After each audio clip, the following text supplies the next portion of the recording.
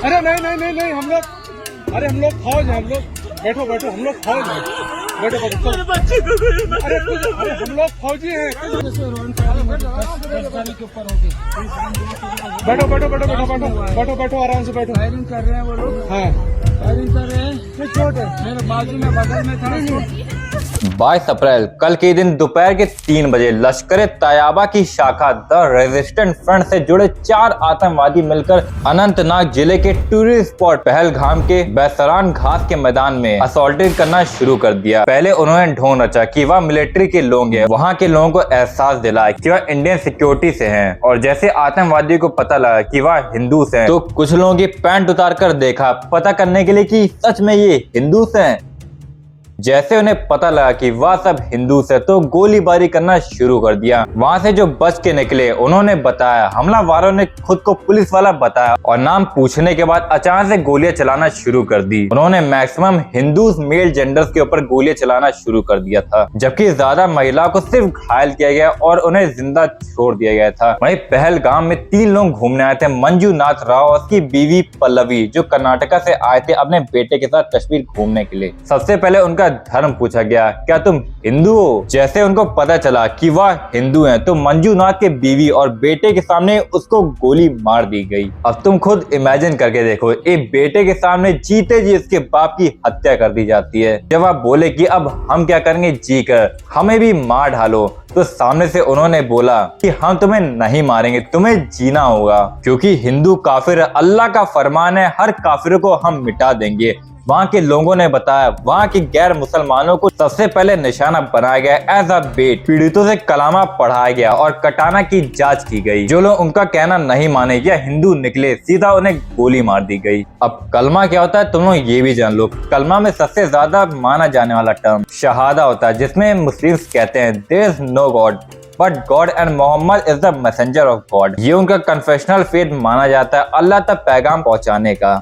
इस अटैक में अभी तक की रिपोर्ट में बताया गया कि 28 लोगों की जानें गई हैं। इसमें 24 इंडियन टूरिस्ट थे जो वहाँ घूमने आए थे और 2 जम्मू एंड कश्मीर के लोकल्स थे, 2 फॉरेनर टूरिस्ट भी थे, एक नेपाली था और एक UAE से भी आया था। इस अटैक में 2 लोग और पाए गए थे, जो एक 26 साल का इंडियन नेवी ऑफिसर था और एक खुफिया ब्यूरो ऑफिसर भी पाया गया। और भी 20 लोग मिले थे जो पूरे तरीके से घायल थे और कुछ का इतना बुरा हाल कर दिया गया कि बचने की उम्मीद ना के बराबर दिख रही है। देखो ये संख्या अभी और भी बढ़ सकती है, क्योंकि ये अभी 1 दिन के एस्टिमेशन पर ही रिकॉर्ड किया गया है। इस हमले के पीछे पाकिस्तान की कमेटी मकसद और अपराधी प्रतिरोध मोर्चा द रेजिस्टेंट फ्रंट लश्कर तैयब का कहना था कि इस हमले का असल कारण उनके देश के लोगों का गुस्सा था। ये रेजिस्टेंट फ्रंट तालिबान का एक संगठन माना जाता है वहाँ का। तो उनका कहना था कि कश्मीर में आर्टिकल 370 हटने के बाद पूरे भारत से अब कोई भी वहाँ ठहर सकता था और वहाँ जमीन खरीद कर घर बना सकता था, जिस कारण साल 2019 के बाद 85,000 से भी ज्यादा बाहरी लोग आके बसने लग गए और उन्हें रोजगार भी मिलना शुरू हो गया। वहाँ के लोग और उनकी कम्युनिटी बहुत ज्यादा भड़की हुई थी कि कश्मीर हमारा है और हम यहाँ के सारे लाभ उठाने के लायक हैं। तो ये चीज उनको पसंद नहीं है और उन्होंने ब्रूटली अटैक और असॉल्ट करना शुरू कर दिया। तो कल की रात 22 अप्रैल को प्रधानमंत्री मोदी सऊदी अरब के यात्रा पर निकलने वाले थे और उन्होंने अपना वो दौरा रोककर कश्मीर डायरेक्टली पहुंचे आज सुबह ही। उनके साथ रक्षा मंत्री राजनाथ सिंह से लेकर गृह मंत्री अमित शाह इस मुद्दे को और डीपली समझने के लिए, वहां के सिक्योरिटी मेजर्स को जानने के लिए श्रीनगर पहुंचे हैं। इस केस में काफी अदर कंट्रीज जैसे US, रशिया, इटली और भी काफी कंट्रीज मिलकर भारत का साथ दे रही है। तो अभी इंडिया की काफी बड़ी मिलिट्री और सिक्योरिटी फोर्स लगाई गई है। पहलगाम के काफी सारे हिस्सों में तालाबंदी भी लगा दिया गया है। कुछ एरियाज वहाँ के सीज किए गए हैं ताकि बाहरी सिटीज के अंदर एंट्री ना कर सकें। हेलीकॉप्टर, मिलिट्री फोर्सेस और पहलगाम की पुलिस फोर्स भी लगी हुई है इसके पीछे का जड़ पता करने के लिए कि एक्चुअली में आतंकवादी बाहर से आए थे या भारत के कुछ मुस्लिम आतंकवाद फैला रहे हैं। अभी 3 लोगों के चेहरे सामने आए हैं, उनकी तस्वीरें आप यहाँ पे देख सकते हैं। सोशल मीडिया में ये केस टेररिज्म से बदलकर हिंदू मुस्लिम वॉर्स पर शिफ्ट हो चुका है, जहां पर माइनॉरिटीज को दबाया जा रहा है, जो कि एक गुमराह करने की स्ट्रेटेजी भी हो सकती है लोगों की। देखो कश्मीर में अभी ANC की सरकार है और उनकी अपोजिशन पार्टी BJP है अगर मुद्दा जल्दी नहीं निपटा और खींचा गया तो ये आतंकवाद का कनेक्शन बीजेपी के साथ जोड़ा जा सकता है, क्योंकि कुछ लोगों का बोलना है कि वक्फ बोर्ड को लेकर माइनॉरिटीज का गुस्सा इतना ज्यादा बढ़ गया है कि ये अटैक को वहां आयोग के इंडियन ऑक्यूपाइड कश्मीर के लोग मिलकर ही अंजाम दिए थे। प्यार है, इंशाल्लाह हम इन सब बुतों को तोड़कर जिहाद पर इंशाल्लाह मुत्तहिद होना होंगे। इंशाल्लाह जिहाद के जरिए आज अल्लाह ताला बड़ी खुशखबरियां दे रहा है। बांग्लादेश के अंदर हिंदू दुनिया के वफादार। कांग्रेस को वोट देने जरूर जाना हिंदुओं। ये देखो जो मैं आपको स्क्रीन पर डाल रहा हूँ उसको पढ़ लो एक बार जरा। अगर पढ़ने की जहमत नहीं उठा सकते तो मैं पढ़ के सुना दे रहा हूँ। जामियत उलमा जिला लोहरदगा का पैगाम। मौजूदा मुल्क के हालात को देखते हुए और मरकजी हुकूमत का मुसलमानों से ताल्लुक में जो रवैया है और जिस तरह मुसलमानों को एनआरसी, यूनिफॉर्म सिविल कोड तथा वक्फ बोर्ड कानून लाकर और घुसपैठियों के बहाने डराया और धमकाया जा रहा है, इस सिलसिले में जमियत उलमा झारखंड से मशवरा के बाद जमियत उलमा जिला लोहरदगा मुसलमानों से अपील करती है कि ये वक्त का तकाजा है कि मुसलमान मुत्तहिद होकर इंडिया गठबंधन को अपना वोट दें और दिलाएं। और कुछ क्लियर करूं तो उधर के एरिया में कुछ मुस्लिम कम्युनिटीज के लोग तिरंगे झंडे को अपने बाप की लंगोट समझकर बैठ गए हैं और खिलवाड़ कर रहे हैं। और एक वीडियो और अभी सामने आई है, लोग झंडे के नीचे रहते हैं। भाई तो पूरे झंडे पे ही चढ़ गया जेसीबी खड़ी करके और हाथ पूछ रहा है भाई।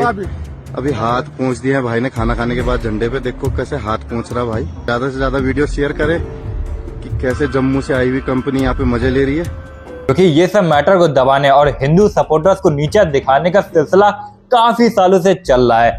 जैसे कश्मीर फाइल्स में जब कश्मीर पंडितों के ऊपर मूवी बनी तो इसको इस्लामोफोबिक बताकर स्क्रीन से ये हटवा दिया गया। 1989 में टापू की हत्या, 1990 में रालिफ गालिफ और चालिफ का नारा और अब पहलगाम में टूरिस्ट की हत्या।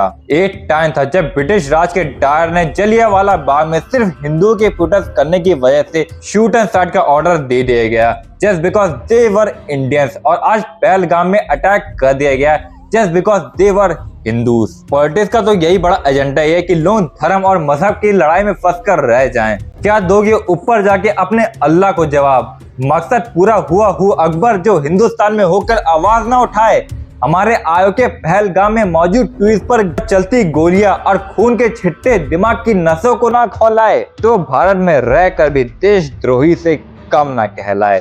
जिस बंदे ने मेरे पति को मारा वो वही जा रहा था। मैंने उससे बोला मुझे भी मारो, उसने मेरे पति को मारा। मेरे सन में भी बोला तो उसने हमें नहीं मारा। उसने बोला मोदी को बोलो। उसने क्या बोला? उसने बोला नहीं मोदी को बोलो, देकर चला गया वहां से। मोदी को बोलो।